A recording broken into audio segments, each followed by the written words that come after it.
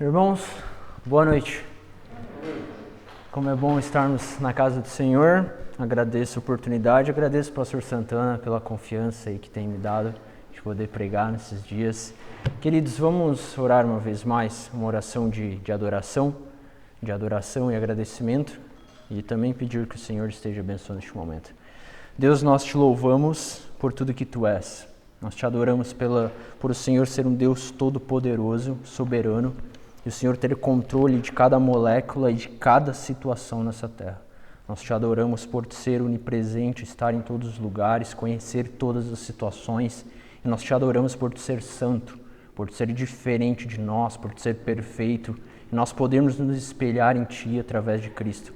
Nós te louvamos pela tua providência, Senhor, que tem nos sustentado, que nos sustentou durante essa semana, que nos sustentou durante este dia, que nos permitiu chegar até aqui. Nós te louvamos, Senhor, pelo teu amor, pela tua graça, pela tua misericórdia manifestada no teu Filho Jesus Cristo na cruz do Calvário. E nós queremos, Senhor, pedir a ti que neste momento teu Espírito Santo fale conosco, toque nossos corações, ilumine nossos entendimentos e ajude-nos a aplicar a tua palavra em nosso coração. Pedimos isso em nome de Jesus. Amém. Amém. 29 de novembro de 1947 foi um dos dias mais importantes na história de Israel para a maioria dos judeus. Você sabe por quê? Porque foi nesse dia que a ONU, a União das Nações Unidas, presidida naquela ocasião pelo brasileiro Oswaldo Aranha, aprovou a partilha do território palestino entre judeus e árabes. Ou seja, depois de séculos, os judeus finalmente teriam um território novamente. Finalmente, os judeus que peregrinaram por séculos em vários países diferentes, eles voltariam para casa. E é por isso que esse dia foi muito, mas muito importante para muitos judeus. Fato é que milhares deles ouviam essa reunião pelo rádio, e quando a notícia foi emitida, mais de 600 mil judeus saíram às ruas para comemorar. Os britânicos, que foram inimigos dos judeus por um longo período, eles emprestaram seus carros bélicos para os próprios judeus fazerem esta comemoração.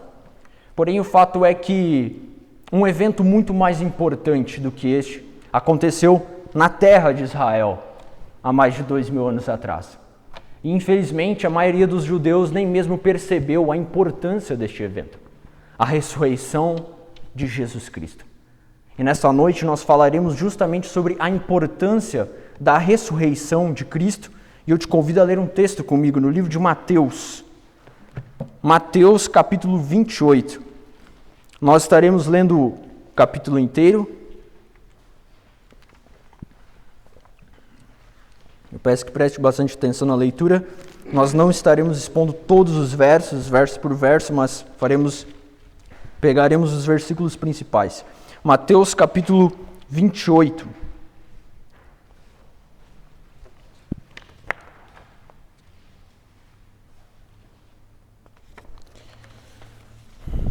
Verso 1 nos diz assim: No findar do sábado, ao entrar o primeiro dia da semana, Maria Madalena e a outra Maria foram ver o sepulcro. E eis que houve um grande terremoto, porque um anjo do Senhor desceu do céu, chegou-se, removeu a pedra e assentou-se sobre ela. O seu aspecto era como um relâmpago e a sua veste alva como a neve. E os guardas tremeram espavoridos e ficaram como se estivessem mortos. Mas o anjo, dirigindo-se às mulheres, disse: Não temais, porque sei que buscais Jesus que foi crucificado. Ele não está aqui, ressuscitou, como tinha dito. Vinde ver onde ele jazia.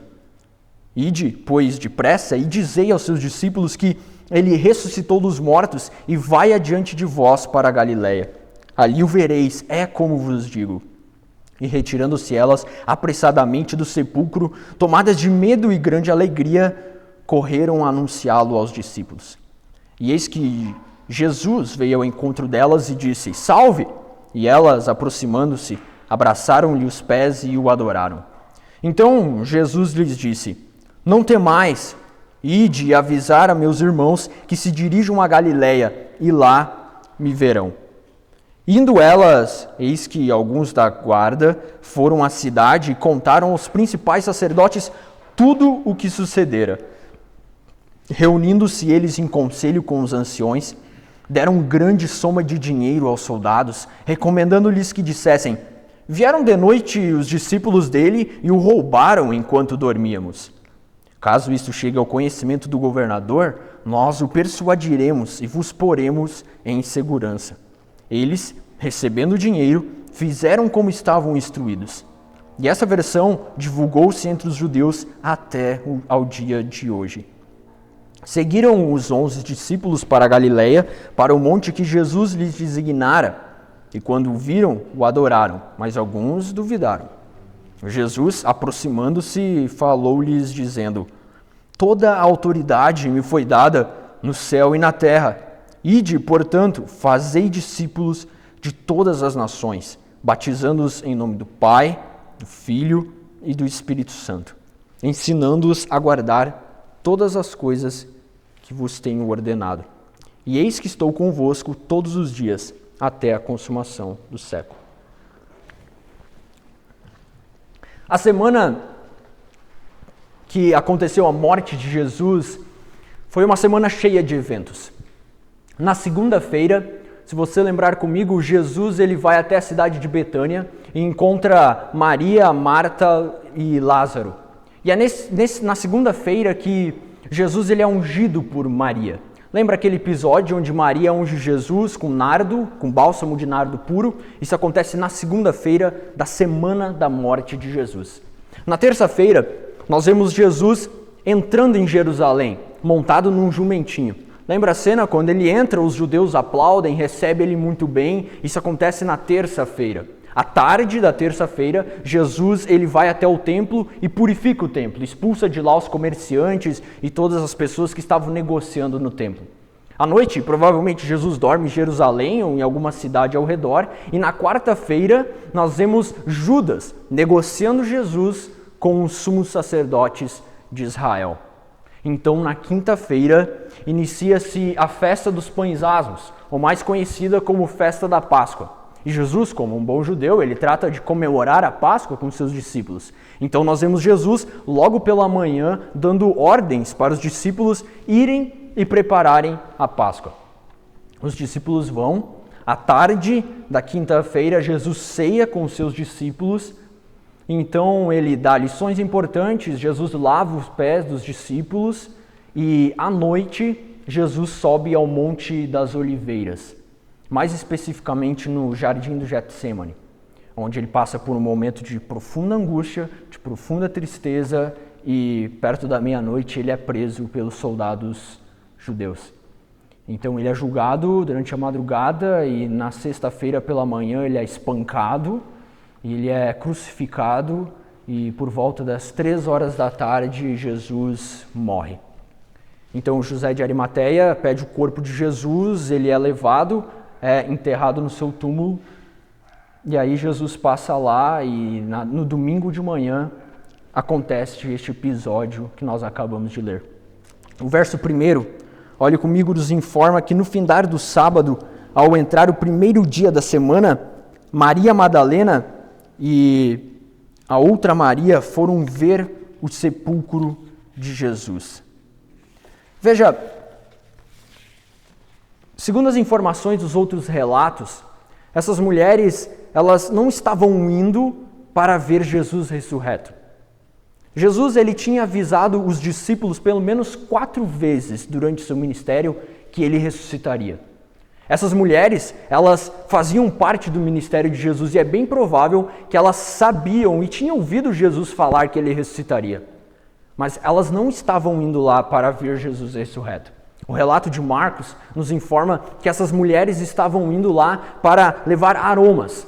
Era uma tradição judaica que, como nós hoje levamos flores ao cemitério ou coroas de flores, os judeus levavam aromas aos corpos para preservá-los por mais tempo da deterioração.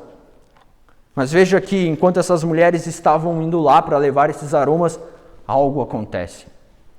Algo que essas mulheres não esperavam. muito menos os soldados que estavam lá.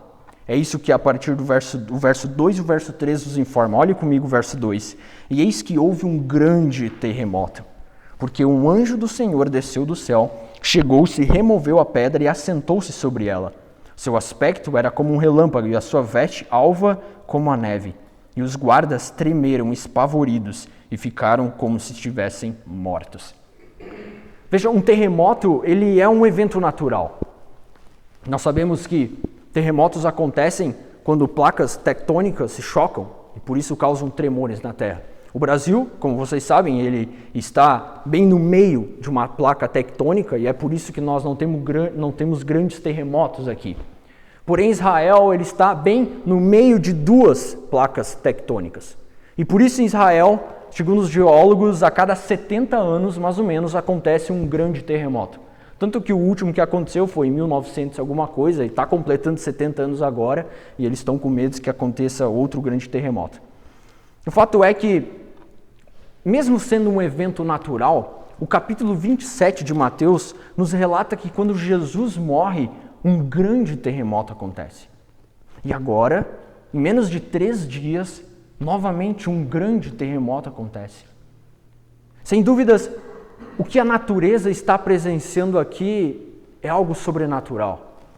A natureza, ela treme quando ela vê os anjos, ela treme quando Jesus morre. E qualquer judeu que fosse minimamente inteligente para parar e para pensar, ele saberia que o que estava acontecendo não era algo normal. 2 grandes terremotos em menos de 3 dias não era algo normal. E veja que este terremoto causou tanto impacto a ponto de os soldados romanos ficarem no que nos parece ser um desmaio. O verso 4 nos informa que eles tremeram espavoridos e ficaram como se estivessem mortos. E é óbvio que essas mulheres elas se assustaram também. E aí no verso 5 os anjos tratam de acalmar essas mulheres. Veja, ele diz, mas o anjo dirigindo-se às mulheres disse, não temais, porque sei que buscais Jesus que foi crucificado. Ele não está aqui, ressuscitou, como tinha dito. Vinde ver onde ele jazia. Veja, o que o anjo faz aqui nos dá o primeiro motivo e a primeira razão da ressurreição de Cristo ser tão importante para mim e para você, cristão. A ressurreição de Cristo ela é importante para nós, em primeiro lugar, porque ela garante o cumprimento das promessas de Cristo. Veja que o anjo trata de ressaltar para essas mulheres que Jesus havia ressuscitado como ele tinha dito. Ou seja, Jesus prometeu para os discípulos que ele ressuscitaria. E ele ressuscitou. Sabe, se existia um momento para Jesus fracassar nas suas promessas, esse era o momento. Quando uma pessoa ela sofre um ataque cardíaco, se as medidas corretas forem tomadas em até 1 minuto, essa pessoa possui 90% de chances de sobreviver. Agora, uma pessoa que foi espancada por chicotes de couro, que era revestido nas suas pontas por bolas de metal e fragmentos de osso, fazendo dessa forma que, quando os soldados romanos espancavam essa pessoa, os músculos e a carne dessa pessoa ficava exposta, fazendo a pessoa ter uma grande perca de sangue. E não apenas isso. Após ser espancado, tinha que carregar uma cruz extremamente pesada, com uma coroa de espinhos. Você sabe que a região capilar é uma das regiões mais sensíveis do corpo. Então, cada vez que um espinho é cravado e sangue é extraído, fraqueza é proporcionada ao corpo. E a cruz, diferente do que os filmes ou as imagens nos mostram, os romanos não tinham nenhuma preocupação em fazer uma cruz bonitinha, trabalhada com trabalhar de carpinteiro. É óbvio que não. Soldados romanos queriam matar as suas vítimas da forma mais agonizante e aterrorizante possível. E é por isso que as cruzes, feitas com qualquer tipo de madeira, faziam com que quando a vítima era pendurada e ela precisava curvar-se para tentar respirar, as suas costas, que já estavam dilaceradas pelo espancamento, faziam com que as farpas da madeira se cravavam na carne da pessoa. E se não bastasse isso, a cruz ela proporcionava uma morte agonizante e vagarosa, porque a pessoa morria por asfixia. E ainda, passar 3 dias numa tumba. Você sabe quantos % de chances uma pessoa nessas condições teria de sobreviver? Nenhuma. É impossível, aos olhos humanos, uma pessoa exposta a essas condições ressuscitar. Mas ele ressuscitou. Como ele havia dito. Ele cumpriu com a sua promessa. E sabe o que isso importa para mim e para você? Importa que isso garante o cumprimento das promessas de Cristo. Sabe o que ele prometeu mais também? Ele prometeu no verso 20 que estaria conosco até a consumação dos séculos. E é por isso que eu e você, em momentos de dificuldade, em momentos de angústia, nós podemos ter a plena certeza de que Ele está conosco. Nós podemos ter a plena certeza, porque Ele prometeu que ressuscitaria, Ele ressuscitou, e Ele prometeu que estaria conosco, e é por isso que nós podemos confiar nessas promessas. Sabe o que Ele prometeu também? Ele prometeu que viria novamente. E transformaria esse nosso corpo num novo corpo. E nós reinaremos com Ele eternamente. Sabe por que nós podemos confiar nessas promessas? Porque aqui Ele foi fiel. E se aqui, que era um momento extremamente propício para Ele fracassar, Ele não fracassou, pode ter a plena certeza que todas as outras promessas das Escrituras se cumprirão. A ressurreição de Cristo é importante para mim e para você. Porque ela garante o cumprimento das promessas de Cristo. E agora veja que essas mulheres acreditaram. E é por isso que do verso 7 ao verso 10, nós vemos elas se retirando para anunciar isso, anunciar essas boas novas aos outros discípulos. E veja no verso 8, que elas retirando-se apressadamente dos sepulcros, tomadas de medo e grande alegria. Veja, essas mulheres nem sabiam direito o que elas estavam sentindo, elas estavam numa sensação de medo e alegria. Você consegue imaginar o que é isso? Você está alegre e está com medo ao mesmo tempo? É uma sensação diferente, porque o que elas estavam vivenciando era algo diferente. E elas vão contar aos discípulos e elas encontram o próprio Cristo. E elas acreditaram no que elas viram. Elas acreditaram na ressurreição de Cristo. Mas veja agora que a partir do verso 11 até o verso 15, o texto passa a nos informar que se essas mulheres acreditaram na ressurreição de Cristo, havia pessoas que não estavam dispostas a acreditar. Olhe comigo no verso 11. Nos diz assim: indo elas, eis que alguns da guarda foram à cidade e contaram aos principais sacerdotes tudo o que sucedera. Veja, os soldados, eles tomaram coragem e foram e contaram para os sumos sacerdotes: olha, desceu um anjo, a gente apagou, depois a pedra foi removida, ele não está mais lá, a gente não sabe direito o que aconteceu. Eles falaram a verdade para estes sacerdotes. Porém, esses sacerdotes não queriam acreditar na ressurreição de Cristo, independentemente de quantas evidências eram apresentadas a eles. E é por isso que agora, a partir do verso 12, eles tratam de inventar uma mentira. E veja, essa mentira é bizarra. Você precisa ter mais fé para acreditar nessa mentira do que para acreditar na ressurreição de Cristo. E eu vou te provar por quê. Veja no verso 12. Reunindo-se eles em conselho com os anciões, deram grande soma de dinheiro aos soldados, recomendando-lhes que dissessem: vieram de noite os discípulos dele e o roubaram enquanto dormíamos.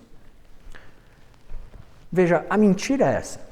Vieram de noite os discípulos dele e o roubaram enquanto dormíamos. A primeira razão por essa mentira ser tão bizarra é pelo fato de que os soldados romanos jamais dormiriam no seu trabalho. Os soldados romanos, a gente precisa lembrar que eles trabalhavam para um dos maiores impérios que a história já viu. E eles eram muito bem treinados e eles eram muito bem pagos para exercer o seu trabalho. E eles sabiam disso. Você lembra do episódio em Atos, quando Paulo está preso e aí acontece um terremoto e os cárceres se abrem e aí o centurião que está lá, ele pensa que todo mundo fugiu e ele pega uma espada para se matar? Porque ele era um soldado romano, ele sabia, olha, nem adianta eu viver, já vou acabar com a minha vida aqui, os caras vão me matar igual, então eu já facilito o trabalho e acabo com a minha vida aqui. Os soldados romanos jamais dormiriam no seu trabalho. Mas aqui eles estão dizendo que eles estavam dormindo. Mas ok, vamos supor que eles dormiram. Vamos dar uma chance para eles, vamos pensar juntos. Ok, pode ser, eles dormiram, aconteceu um lapso no seu trabalho e eles dormiram. Mas agora veja, por que essa mentira é bizarra? Um segundo motivo é porque, se eles estavam dormindo, como eles viram que foi os discípulos que roubaram o corpo de Cristo? Veja, você lembra essa noite de quantas vezes você virou para a direita, de quantas vezes você virou para a esquerda, do que aconteceu ao teu redor? A gente não lembra. Né? Essa noite aconteceu um episódio bizarro, eu demoro para dormir, mas quando eu durmo é uma pedra, né? Acordo só no outro dia. E aí meus pais tinham saído e quando eles voltaram eu já estava dormindo. E aí, sim, foi difícil para me acordar, porque o meu quarto eu estou no outro lado, eles não tinham acesso, e aí bateram, meu pai foi ver, me ligou 16 vezes, eu não vi nada, né? Até que eles conseguiram me acordar, mas eu não lembro de absolutamente nada. Eles disseram que bateram na porta, que bateram na janela, que fizeram um monte de coisas, mas eu não me lembro de absolutamente nada disso, só lembro quando acordei. Porque a gente não sabe o que está acontecendo ao nosso redor quando a gente está dormindo. Então como eles sabiam que foi os discípulos? Como eles viram se eles estavam dormindo? É bizarra essa mentira. Mas vamos ainda ajudá-los. Vamos supor que um deles só acordou. Né? Se um só acordou, por que então ele não soou alarme para prender os discípulos? Agora, uma quarta razão por essa mentira ser bizarra é pelo fato de que certamente os discípulos seriam as últimas pessoas a tentar roubar o corpo de Cristo. João capítulo 20, verso 19, nos informa que os discípulos, após a crucificação, eles se trancaram numa casa, eles estavam com medo. Eles poderiam ter escolhido qualquer outros personagens para inventar essa mentira, mas menos os discípulos. Eles certamente não ousariam tentar pegar o corpo de Cristo. Mas veja, que mesmo essa mentira sendo tão bizarra, houve muitas pessoas que acreditaram nela. O verso 15 nos informa: e eles, recebendo o dinheiro, fizeram como estavam instruídos, e esta versão divulgou-se entre os judeus até ao dia de hoje. O livro de Mateus foi escrito aproximadamente 20 anos depois da ressurreição de Cristo. Ou seja, durante 20 anos, pessoas acreditaram nessa mentira. E veja, isso nos oferece uma segunda razão por que a ressurreição de Cristo ela é tão importante para mim e para você. Ela é importante porque ela fundamenta a nossa fé. A nossa fé não é uma fé irracional. Não é uma fé, não é um salto no escuro. A ressurreição é um dos argumentos mais fortes para provar que o cristianismo é a verdadeira religião. Maomé está morto. Buda está morto. Mao Tse Tung está morto. Mas Jesus Cristo, Ele está vivo. E por Ele estar vivo, e por Ele ser a razão da nossa vida, nós podemos crer e nós podemos se agarrar nessas verdades e ter a plena certeza de que o cristianismo é o caminho, de que Jesus é a vida, de que Jesus é através dele e somente através do cristianismo que o mundo tem alguma esperança. Mas veja que, assim como esses sacerdotes, o coração deles estava tão incrédulo que não importa quantos argumentos fossem oferecidos a eles, eles não acreditariam. E nós sabemos que é importante eu e você sabermos argumentar e defender a nossa fé, como Pedro nos exorta, no capítulo 3 da sua primeira carta, no verso 16. Mas nós precisamos estar cientes de que, independente de quantos argumentos nós sabemos, argumentos cosmológicos, ontológicos para defender a nossa fé, nós precisamos ter apenas certeza que somente o Espírito Santo é quem pode convencer o ser humano do seu pecado e convencê-lo realmente das verdades das Escrituras. E talvez você conheça alguém assim. Talvez você tenha algum familiar, algum amigo que não crê nas verdades do Evangelho, que se nega a acreditar em Deus. E qual que é o meu e o teu dever em relação a ele? Primeiramente expor as verdades realmente com solidez. Né? Apresentar os argumentos do cristianismo, né, como pessoas que realmente levam isso a sério, mas confiando que é o poder do Espírito Santo que pode convencer essa pessoa, e não os meus e os teus argumentos.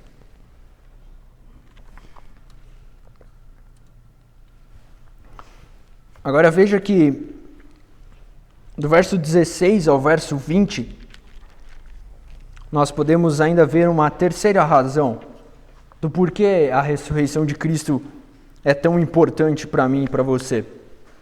Ela não é apenas importante porque ela garante o cumprimento das promessas de Cristo ou porque ela fundamenta a nossa fé. Ela também é importante porque ela expande o reino. Ela expande o reino. Veja comigo no verso 16. Seguiram os 11 discípulos para a Galiléia, para o monte que Jesus lhes designara. Então o viram. Então, quando o viram, o adoraram. Mas alguns duvidaram. Veja que aqui, mais uma vez, Jesus ele é fiel às suas promessas. No verso 10, Jesus havia dito para as mulheres, olha, vão lá e diz para os discípulos me encontrar na Galiléia, porque lá eu vou estar lá. E ele cumpriu com essas promessas, ele esteve lá. E ele encontrou os discípulos. Mas veja que dentre eles, mesmo alguns vendo o próprio Cristo, alguns duvidaram. O coração deles ainda estava incrédulo diante deste ato sobrenatural que é a ressurreição de Cristo. Mas veja que Jesus, aproximando-se, no verso 18, Jesus aproximando-se, falou-lhes dizendo, toda autoridade me foi dada no céu e na terra. Com essa frase, Jesus está deixando claro que agora existe um novo príncipe nessa terra. Jesus reina nessa terra. Satanás não tem mais autoridade sobre os reinos dessa terra. O novo rei é Jesus. E é sobre a sua própria autoridade que ele dá uma ordem. Ele dá uma ordem para os seus discípulos e para mim e para você. Olhe no verso 19. Ele diz, ide, portanto, fazei discípulos de todas as nações, batizando-os em nome do Pai, do Filho e do Espírito Santo. Veja, por muitos anos na igreja tem se enfatizado a ideia do ide. Que nós devemos ir a todas as nações e pregar, isso é verdade. Com toda certeza nós devemos ir e alcançar povos não alcançados. Porém, que as pessoas às vezes deixam de entender é que no texto grego aqui, o imperativo, que é o modo verbal que expressa a ordem, é no fazer, é no verbo fazer e não no verbo ide. O verbo ide ele está numa espécie de gerúndio para eu e para você no português. Então o que Jesus está querendo dizer aqui é mais ou menos assim, indo, portanto, fazei discípulos de todas as nações, batizando-os em nome do Pai, do Filho e do Espírito Santo. E o que isso muda? Isso muda que a responsabilidade principal minha e tua como cristãos é de fazer discípulos. Ou seja, a ressurreição de Cristo é importante para mim e para você porque ela expande o reino. E como o reino é expandido, como o reino cresce? É através de mim, é através de você, fazendo discípulos. E veja, por vezes, essa ideia de discipulado, de pegar uma pessoa que está chegando na igreja, uma pessoa que tem menos conhecimento e caminhar com ela, e ler as escrituras com ela, e orar com ela, e acompanhar ela, tem sido entendido como um dever apenas dos oficiais da igreja, apenas do pastor, dos presbíteros, dos diáconos, seja lá quem for. E o que Jesus está dando aqui é uma ordem para todos os cristãos. Jesus não está dizendo aqui, você precisa ter um curso teológico para você fazer discipulado. Jesus não está dizendo que você precisa saber grego, hebraico, você precisa estudar muito, não. Ele está dizendo, vão e façam discípulos. E essa responsabilidade é de toda a igreja. E você poderia me perguntar, mas como? Como nós devemos fazer discípulos? Jesus dá a receita no próprio verso 20. Olhe comigo. Ensinando-os a guardar todas as coisas que vos tenho ordenado. É através das escrituras, é através da leitura compartilhada com uma pessoa, é através do ensinamento das Escrituras que nós discipulamos outras pessoas. E como eu e você temos exercido isso? Sabe, essa pandemia, se uma coisa ela tem feito é mostrado como hoje não há desculpas para nós não discipularmos outras pessoas. Até mesmo eu, por exemplo, tenho um grupo de jovens e adolescentes que eu trabalho na igreja e, bom, com essa pandemia eu achei que seria um pouco difícil manter o discipulado com eles, mas não tem nenhuma dificuldade com as tecnologias que nós temos hoje. Ligação de vídeo, WhatsApp, tudo isso nos ajuda a discipular uma pessoa. E veja, pense comigo, se eu e você pegássemos uma pessoa, não precisa ser muita coisa, uma pessoa, um amigo, uma pessoa no teu trabalho, serviço, seja onde for, nós pegássemos essa pessoa, nos esforçássemos para orar por ela, evangelizar ela, e aí a gente cumpre o ID do Senhor.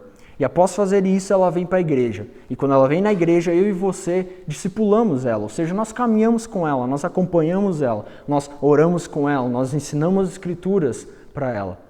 Se cada um de nós fizesse isso, a igreja dobraria de número. Uma matemática simples. Mas às vezes essa responsabilidade ela é colocada apenas em algumas pessoas. E aí a maioria dos cristãos acha que a responsabilidade deles é vir no domingo de noite, sentar e tá tudo bem. E aí o discipulado, o trabalho pesado fica para outras pessoas. Não. O discipulado é uma ordem para mim e para você. E quem está dizendo isso não sou eu, é Jesus. Quem está ordenando isso não sou eu, é Jesus. Jesus está ordenando eu e você como cristãos. E veja, o discipulado, ele não é uma opção para o cristão. Porque tem cristão que acha que é uma opção. Não, eu vou discipular quando eu quero. Não é uma opção. É um dever, é uma obrigação de cada cristão tomar uma pessoa e discipulá-la.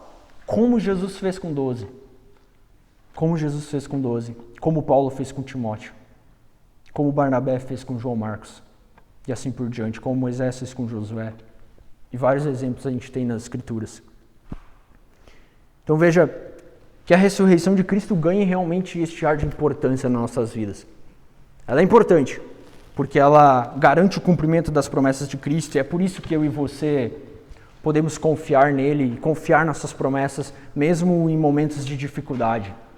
Ela é importante porque ela fundamenta a nossa fé, porque ela é um dos argumentos mais fortes para combater o ateísmo ou qualquer outra ideia irreligiosa. E ela é importante porque ela expande o reino. É através dela, através da ressurreição de Cristo. É por nós acreditarmos no que Cristo fez, ressurgiu dentre os mortos. E é que eu e você podemos nos levantar, evangelizar, discipular as pessoas, crendo no poder do Espírito Santo. E as coisas vão acontecer porque a obra é dele.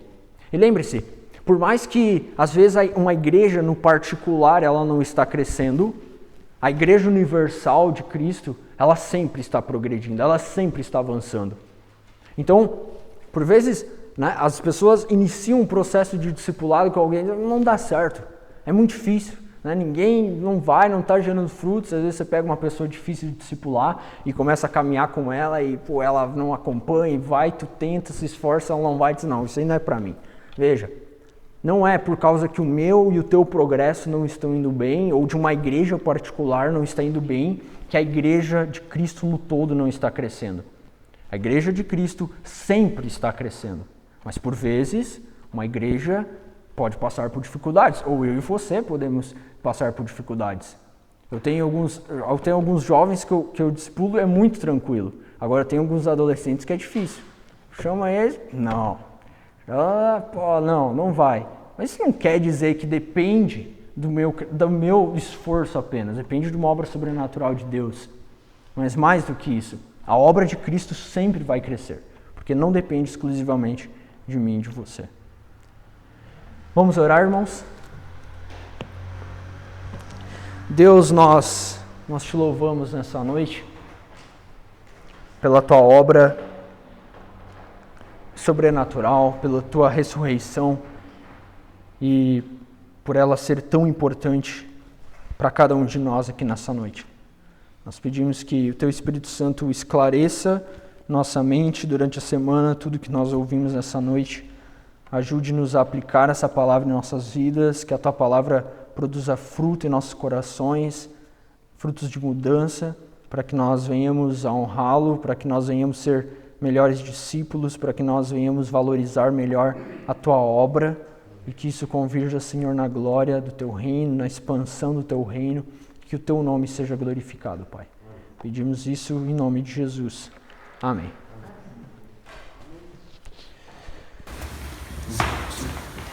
Meus amados, vamos colocar em pé? A igreja recebe a bênção apostólica. Obrigado pela mamãe que nos trouxe a palavra. A mamãe nosso em dezembro, se Deus permitir, e tudo correr bem, vai ser efetivado como candidato ao ministério pelo critério do Sudoeste Paranaense. Então, é nosso seminarista. Então, obrigado pela palavra, obrigado pelo que tem sido se mostrado solícito, quando nós precisamos dele. Hoje nós íamos para Dionísio, mas o pastor Renato já está instalado lá essa semana, então aquela escala daí eu não prega aí e fica bem pregado. Então, nós hoje não tem um cafezinho, um chazinho, então, guardamos as proporções ali, aquela coisa toda que a prefeitura pede que seja feita, o nosso contato, assim, bem à distância, aquela coisa que vocês já estão bem inteirados. Irmãos, uma boa semana para todos, Nós vamos orar, abençoar a igreja, depois nós podemos nos cumprimentar aqui, à distância, e abençoar uns aos outros. Senhor nosso Deus, nosso Pai, nós agradecemos ao Senhor pela Tua palavra, também agradecemos pela ressurreição do Teu Filho Jesus Cristo, porque não há ninguém como Ele, ninguém jamais na história operou aquilo que Jesus operou, nenhum morto saiu da morte sozinho, Jesus foi o primeiro e foi o único. Nós sabemos, ó Deus, da grandeza, da bênção que é para nós a ressurreição do Senhor Jesus, através dele, do seu sacrifício e sua ressurreição, temos nós garantido a nossa própria ressurreição para a vida eterna. Te adoramos e te louvamos por tão grande bênção a cada um de nós. Também nos dá, Deus, nos ensina, coloca no nosso coração a responsabilidade para ensinar as pessoas a respeito dessa ressurreição, que é preciso participar da ressurreição em Cristo, para a vida eterna, porque sem Cristo é ressurreição para a perdição eterna. Nos ajuda como igreja a ensinar as pessoas e transmitir a graça maravilhosa da pessoa de Jesus para outros. Pai. Abençoa a tua igreja com essas palavras, abençoa os teus filhos, conduze-os em paz, abençoa a semana que se inicia. Ó Deus, oramos aqui por nós, pelas nossas famílias, pelas almas que estão aqui, no sentido de que toda e qualquer enfermidade no nosso meio seja tratada pelo Senhor, as inquietações da nossa alma, os problemas, as dificuldades das famílias, apresentamos diante do Senhor, para que os amados, as irmãs, os nossos irmãos, teus filhos e tuas filhas, recebam do Senhor a bênção, o livramento e a graça para a ocasião oportuna nessa noite. Abençoa o teu povo, leva-nos em paz, conduze-os na tua paz, ó Deus. Amados, que a graça do Senhor Jesus, o amor de Deus nosso Pai, a comunhão e a consolação do Santo Espírito de Deus esteja com todos vós, amados, com todo o povo de Deus, desde hoje e para todo sempre. Amém. Amém. Amém. Amém. Vamos abençoar uns aos outros aí, em nome de Jesus.